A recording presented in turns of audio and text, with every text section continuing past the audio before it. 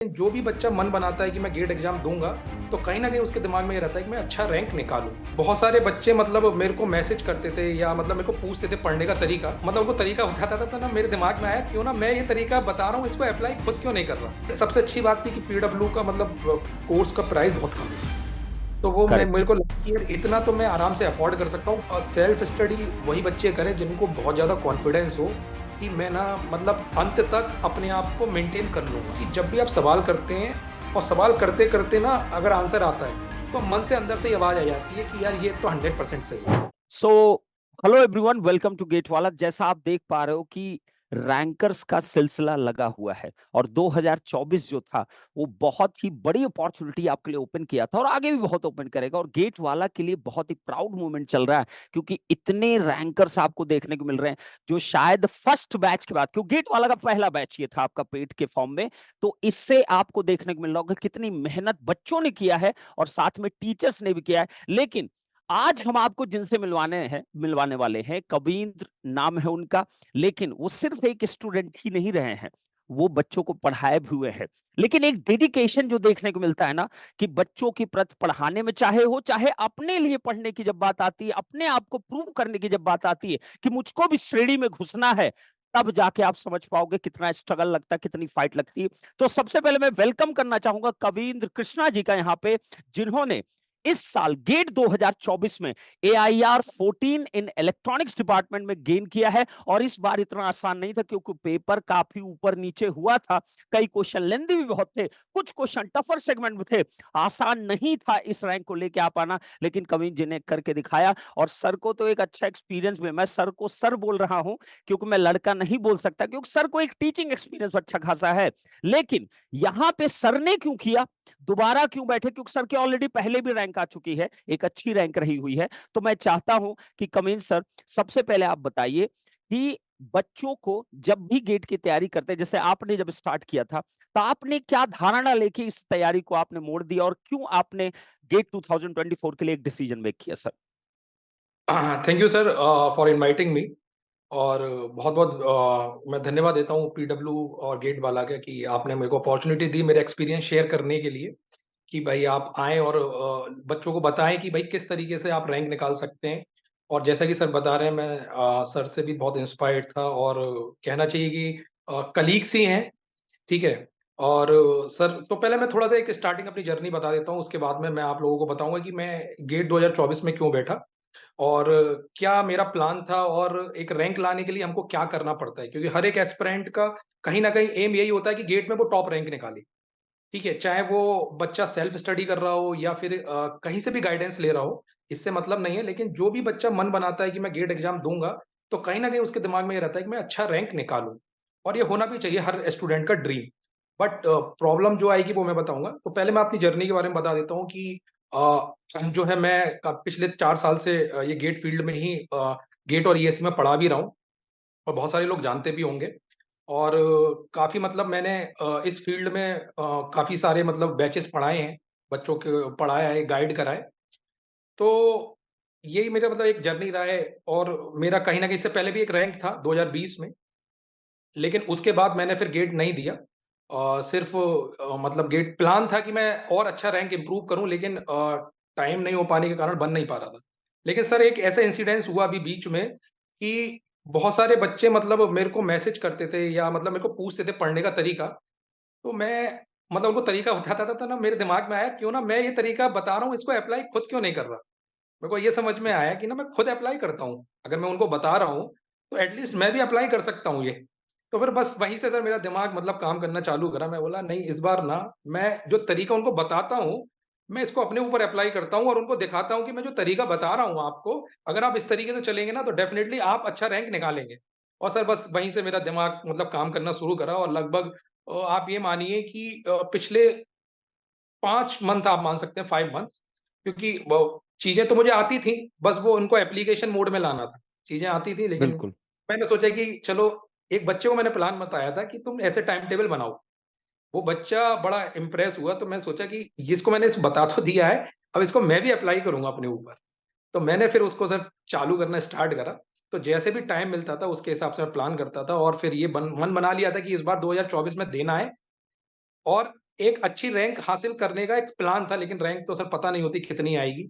बस ये था कि बिल्कुल। मार्क्स अगर मेरे 60 से प्लस मैं लेके आता हूँ, तो मैं एक अच्छी रैंक हुँ, निकाल लूँगा। ये मेरा मतलब टोटल ओवरऑल प्लान था। 60 मैं टारगेट कर रहा था, हुँ, कि मैं 60 आ हुँ, जाए। फिर टेस्ट सीरीज वगैरह हुँ, देता था, तो उसमें भी मेरे नंबर अच्छे आते थे, से 70, 72, कभी 80 आते थे, तो टेस्ट सीरीज में बहुत अच्छा आता था। तो फिर मैंने कहा ठीक है। अब फिर मैंने वो बस उसी प्लान को मैंने स्टार्ट करा और हल्के-हल्के करके अपना प्रैक्टिस करता रहा, क्वेश्चन सोचता रहा कि किस तरीके से आ सकते हैं। हाँ, आप ये कह सकते हैं कि मेरे को थोड़ा एडवांटेज मतलब ये था कि मैं जब मतलब बच्चों को गाइड करता था या पढ़ाता था, तो थोड़ा मेरा माइंड उनसे 1% 2% बेटर चलता था। थोड़ा क्वेश्चन करेक्ट। समझने का तरीका मेरा थोड़ा-सा इम्प्रूव मतलब लोगों के कंपैरिज़न में थोड़ा इम्प्रूव था। तो वहाँ मुझे एक हुँ, एडवांटेज मिला सोचने का और प्रैक्टिस हुँ, करते। तो ये चीज़ें मैंने हुँ। अप्लाई करी और फिर रिज़ल्ट तो सर फिर जब देखा तो अच्छा लगा। नहीं, आपने आपने जैसा बताया कि देखिए, कई बार क्या होता है ना, जैसे आपने AIR-1 का भी आपने इंटरव्यू सुना होगा, तो उनको भी लगभग 2-3 साल से एक इंजीनियरिंग कॉलेज में वो टीच ही कर रहे थे। इस बार जी, के जो हमारे राजा जी, मांझी जी जो हैं, और जी, बहुत जी। मेहनत करके उन्होंने जब बैच को जॉइन किया था, तो उन्होंने एक पॉइंट रखा था कि सर मैं भले पढ़ा रहा था, कुछ भी कर रहा था, लेकिन हुँ, एक फ्लो को मेंटेन करना इतना आसान काम नहीं होता है। नहीं तो होता है वहां सर। पे बहुत सारी चीजों की रिक्वायरमेंट होती है। हाँ, एक एडवांटेज मिलता है, जब आदमी 2 साल 3 साल, जैसे मैं अगर कोई चीज पढ़ा रहा हूँ या कोई सर भी पढ़ा रहे हो या आपका कोई भी स्टूडेंट अगर है, वो गेट में अच्छा अपीयर किया हुआ पहले भी और अच्छा कर चुका है, तो उसको एक लिटिल एडवांटेज जरूर रहता है हमेशा, कि वो जल्दी ग्रास्पिंग करता है और क्वेश्चंस को जल्दी समझ सकता है और थोड़ा सा टाइम कम लेता है। लेकिन ऐसा बिल्कुल नहीं है कि आप उसमें पीछे रह जाते हो, नहीं, ऐसा बिल्कुल नहीं है। आप भी एक साल में इतनी मेहनत करके, आप हो सकता है सर या हमसे या किसी भी XY स्टूडेंट से, आप हो सकता है बेहतर कर लेके चले जाओ। तो ये जी, सब कुछ डिपेंड करता है आप कितनी अच्छी साइकोलॉजी के साथ अपनी प्रिपरेशन करते हो, क्या स्ट्रेटजी लेते हो, क्या टाइम टेबल लेते हो, ये सब कुछ आपके लिए बहुत इंपॉर्टेंट होता है। अब मैं चाहूंगा कविन जी से एक क्वेश्चन मेरा है, कि जैसे कि सर आपने एनरोल किया था पराक्रम बैच के अंदर सर, जो जी। आपका 2024 के लिए था, कहीं ना कहीं कोई मोटिव आपका रहा होगा सर कि पेड बैच में एनरोल करके उससे बेनिफिट कहां तक गेन कर सकते हैं, तो सर उसके बारे में बताइए कविन जी। सर वो एनरोल करने का ये था एक तो सर मतलब मेरे को कहीं न कहीं ऐसा लग रहा था कि अगर मैं किसी बैच में एनरोल रहूँगा तो मेरा ना एक फ्लो बना रहेगा। Actually correct. मेरे हाँ, तो सर क्या रहता था ना नोटिफ़िकेशन वग़ैरह आते रहते थे, तो कहीं न कहीं दिमाग में ना बैक माइंड में चलता रहता था कि ये चीज़ करनी है। तो मेरे को प्रॉब्लम सबसे बड़ी ये आ रही थी कि मैं सब कुछ कर रहा था, रिवीज़न भी कर लेता था, पढ़ भी लेता था, लेकिन कंटिन्यूटी मेंटेन नहीं हो पा रही थी और मैं समझता हूँ गेट एग्ज़ाम हो, चाहे इंजीनियरिंग सर्विस का एग्ज़ाम हो या कोई भी बड़ा एग्ज़ाम हो, सर कंटिन्यूटी बहुत मैटर करती है। चाहे आप दिन में 1 घंटा हम्म, पढ़ें, लेकिन आप सीरियस हम्म, होके पढ़ें वो 1 घंटा। अब कोई व्यक्ति हम्म, 10 घंटे पढ़ रहा है, लेकिन आउटपुट उसका 10 घंटे में 1 घंटे का भी नहीं आ रहा है। कोई व्यक्ति ऐसा होता है जो 1 घंटे पढ़ के बहुत अच्छा कर लेता है। तो मेरे साथ ऐसा ही था कि अगर मैं 2 घंटे पढ़ूँगा लेकिन मैं बहुत सीरियस मोड में पढ़ता था। तो मुझे कहीं न कहीं ना सर लैक हो रहा था। जब मैंने स्टार्टिंग करी थी ना तो मैं सोचा कि मैं कर लूँगा, मैं कर लूँगा। लेकिन 15 दिन में ही मुझे समझ में आ गया कि अगर टॉप रैंक निकालनी है ना तो ये मतलब तुम्हारे हिसाब से नहीं चलेगा काम। तुम बहुत सारे बिल्कुल। मतलब डेडिकेशन डालनी पड़ेगी और एक कुछ ऐसा करना पड़ेगा जिससे ना कंटिन्यूटी बनी रहे। तो मेरे दिमाग में करेक्ट। सर बस यही आ रहा था कि कुछ ना कुछ करूँ तो फिर मैंने बस सर्च करा कि हम्म। भाई पी फिर दूसरी एक सबसे अच्छी बात थी कि पीडब्ल्यू का मतलब कोर्स का प्राइस बहुत कम था। तो वो मैं करेक्ट। मेरे को लगा कि यार इतना तो मैं आराम से अफोर्ड कर सकता हूँ। बहुत से बहुत क्या होगा कि मेरा हम्म, नहीं निकलेगा गेट। तो मुझे हम्म, बहुत ज़्यादा हम्म, अफ़सोस नहीं होगा कि मैंने इतना मतलब 70-80 हज़ार रुपए का कोई बैच लिया और वो बेकार चला गया। मुझे उतना हम्म, अफ़सोस नहीं होगा।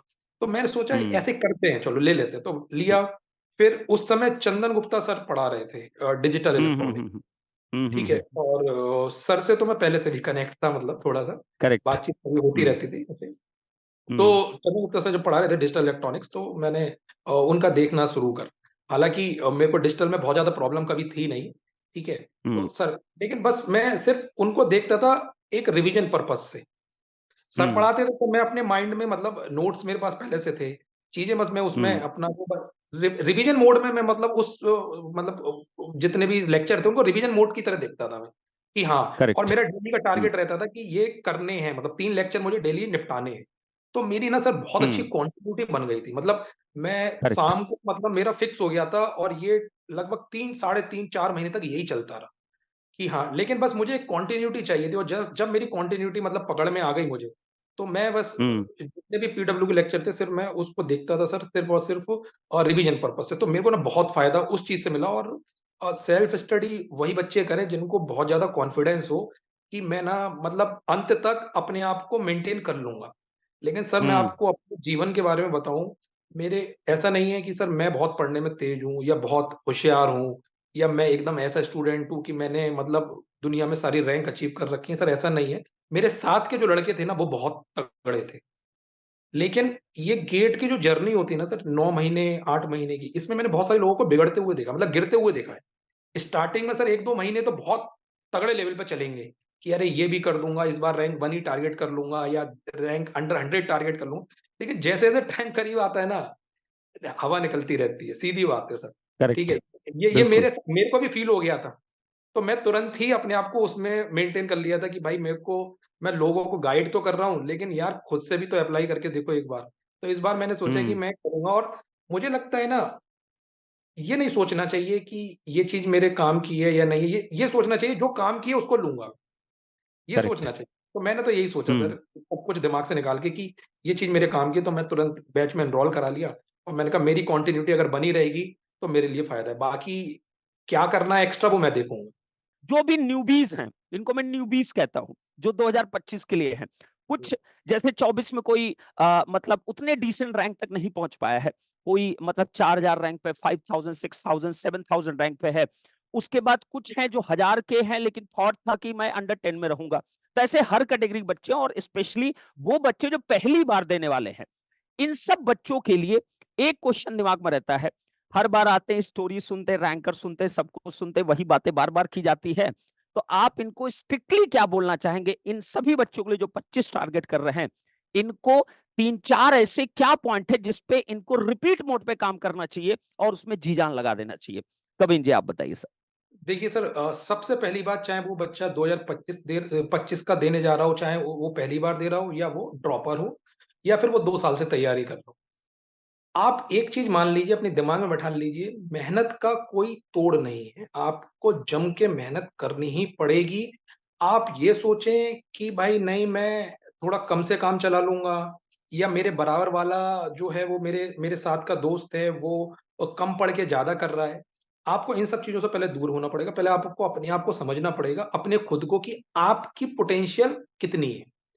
दबा के मेहनत करनी है। ये नहीं सोचना है कि मैं आज 1 घंटा पढ़ा या डेढ़ घंटा अपना फिक्स करो, ढाई घंटे, 3 घंटे जो भी पढ़ना है, दबा के पढ़ना है, ठीक है? उस ड्यूरेशन में चाहे तुम 1 चैप्टर पढ़ो, आधा पढ़ो, 2 शब्द पढ़ो, 4 शब्द पढ़ो, उससे मतलब नहीं है, लेकिन आप उस ड्यूरेशन में रहेंगे। दूसरी चीज़, गेट एग्ज़ाम माँगता है प्रैक्टिस, बहुत ज़्यादा प्रैक्टिस, ठीक है? तो जितना हो सके न्यूमेरिकल ट्राई करो, जितना हो सके न्यूमेरिकल ट्राई करो, न्यूमेरिकल से सीखने की कोशिश करो। एक होता है सर रिवर्स इंजीनियरिंग, मैं आपको बताऊँ, एक रिवर्स इंजीनियरिंग मैंने मतलब देखा है कि गेट एग्जाम में जो सवाल आता है, अगर उस सवाल को आप एनालिसिस करेंगे तो आपको 2 घंटे तो उसी में निकल जाएँगे, सिर्फ एनालिसिस करने बिल्कुल में। सर। क्योंकि 4 ऑप्शन होते हैं ना, उन चारों ऑप्शन के बारे में अगर आपने सोचना शुरू कर दिया कि ये कैसे आ रहे हैं, कैसे नहीं आ रहे हैं, इनका आंसर एग्जामिनर ने ये क्यों सेट करा, दूसरा क्यों नहीं सेट करा, तो आपको पता चलेगा कि आप बहुत कुछ सीख जाएँगे। वहाँ से आपका ब्रेन हुँ, घूमना चालू करेगा कि अच्छा ऐसा भी सोच सकते हैं, ये बहुत ज़रूरी है। और तीसरी चीज़ ये है, जितने भी नए एस्पिरेंट हैं, वो लोग क्या करते हैं, नए एस्पिरेंट का जहाँ तक मैं समझता हूँ, वो लोग क्या करते हैं सर, जैसे कोई सवाल आया, तो वो ट्राई करते हैं कि सवाल समझ में नहीं आ रहा, तुरंत सॉल्यूशन पे भागते हैं, तुरंत सॉल्यूशन बिल्कुल, देखते हैं बिल्कुल। और वो सॉल्यूशन हुँ, सर बैक माइंड में सेव हो जाता है, ठीक है? वो क्या हुँ, करते हैं सर, 3 बार पीवाईक्यू प्रैक्टिस करेंगे तो आंसर रट जाते हैं। फिर उनसे डायरेक्ट करेक्ट। पूछो ना तो तुरंत आंसर बता देते हैं, अरे इसका आंसर ये, इसका आंसर, लेकिन अपने मन से भी पूछो ना कि जो तुम आंसर बता रहे हो, क्या तुम उससे सैटिस्फाइड हो? अगर हुँ, तुम सैटिस्फाइड हो, तो दुनिया में से कोई ताकत नहीं तुमको आगे बढ़ने से रोक पाए। तो जो भी सवाल बिल्कुल। करो, उसको सैटिस्फैक्शन लेवल से करो। और सर मैं एक चीज़ और सीखा हूँ, बहुत बढ़िया आपको बता रहा हूँ, कि जब भी आप सवाल करते हैं और सवाल करते-करते ना अगर आंसर आता है, तो मन से अंदर से ये आवाज़ आ जाती है कि यार ये तो 100% सही है, कोई रोक नहीं सकता। और जहाँ आपको लगेगा ना कि ऊपर-नीचे जा रहा है, तो मन अपने आप ही बोल देता है, अरे यार, कुछ ऊपर-नीचे चल रहा है ये। कॉन्फिडेंस अपने आप बिल्कुल, ऊपर-नीचे हो बिल्कुल। जाता है, तो अंदर से ही आ जाती है आवाज़। तो देखिए, आपको ये चीज़ ध्यान रखनी है, जितने भी ड्रॉपर बच्चे हैं, आपको आता सब है, बस यूटिलाइज़ेशन कैसे करना है चीज़ों का वो समझना है, ठीक है? ये चीज़ समझिए, क्योंकि ये जर्नी 9 महीने की है, 3 महीने तो आदमी जी-तोड़ मेहनत करता है, उसके बाद सोचता है कि अरे चलो थोड़ा रेस्ट ले लेते हैं, वहीं रेस्ट लोगे, पीछे वाले आगे निकल जाते हैं। तो हमको 9 महीने तक बिल्कुल भी रेस्ट नहीं लेना है, सिर्फ टारगेट होना चाहिए इस बार निकालना है और सिर्फ निकालना है ये। और बाकी जो बिल्कुल, बिल्कुल 2025 सर। वाले जो जो फ्रेशर बच्चे हैं पहली बार आ रहे हैं, उनको तो एकदम माइंड में कुछ डाउट ही नहीं है, दबा के जैसा भी टीचर आपको बता रहे हैं उस हिसाब से चलते चलो, ठीक है? अपने मन को बस समझाते रहो कि हाँ, मेरे को अच्छा करना है।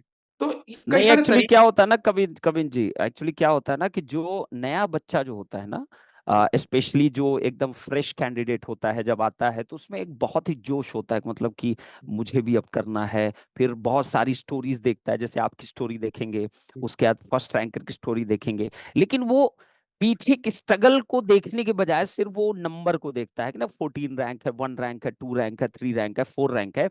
आपको एक बात बता दें, जैसा जैसा कि यहाँ पे कविन जी ने बताया आप लोगों को, आपको मैं बता रहा हूँ ना, लिटरली मैं बोल रहा हूँ, आप अपने पूरे जीवन में ना साल भर की मैं अगर बात करूँ ना, तो आप कम से कम 10-20 हजार रुपए तो आप उड़ा ही देते होगे, आप चाहे कहीं से बिलोंग करते हो, इतना आप उड़ा देते हो, किसी गिफ्टिंग फॉर्म में, किसी त्योहार के फॉर्म में, या कहीं ना कहीं सेंस में आप कहीं ना कहीं उड़ा देते हो। लेकिन जब बात आती ना कि आपको, इतना तो सत्य है, इसको आप मानो चाहे ना मानो, सेल्फ से भी प्रिपरेशन बहुत अच्छी हो सकती, लेकिन वो डेडिकेशन, वो कंसिस्टेंसी, वो मोटिवेशन, वो मेंटेन करना आसान नहीं बेटा।